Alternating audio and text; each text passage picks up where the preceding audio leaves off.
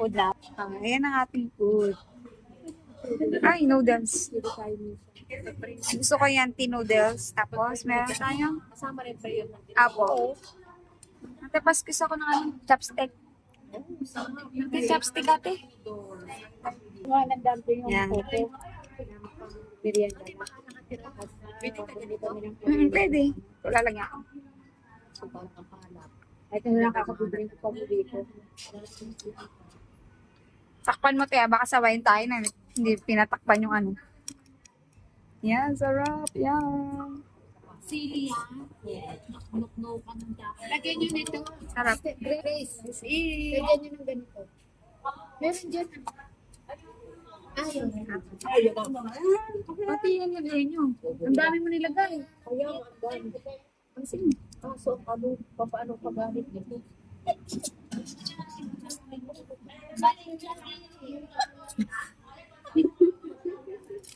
Ngayon ko ah.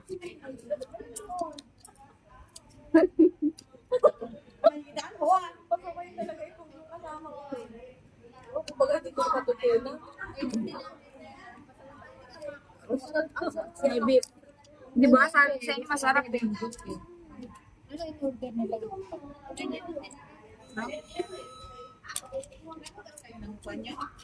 Chopstick? Kuhanin mo na lang ang nakataob. Ay, nakataob.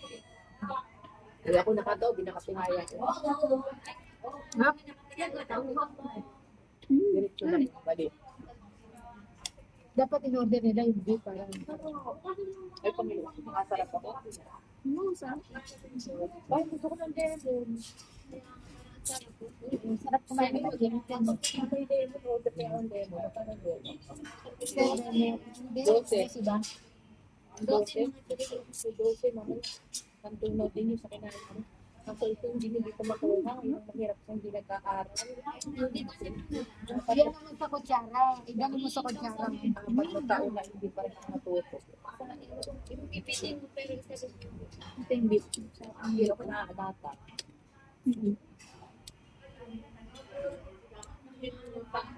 Dilagay yung sili pero hindi nila.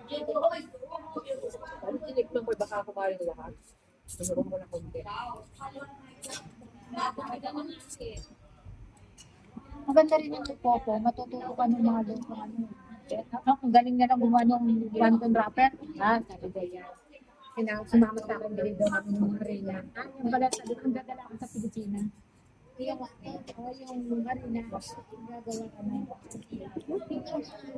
Ay, nakala. Kasi dito sa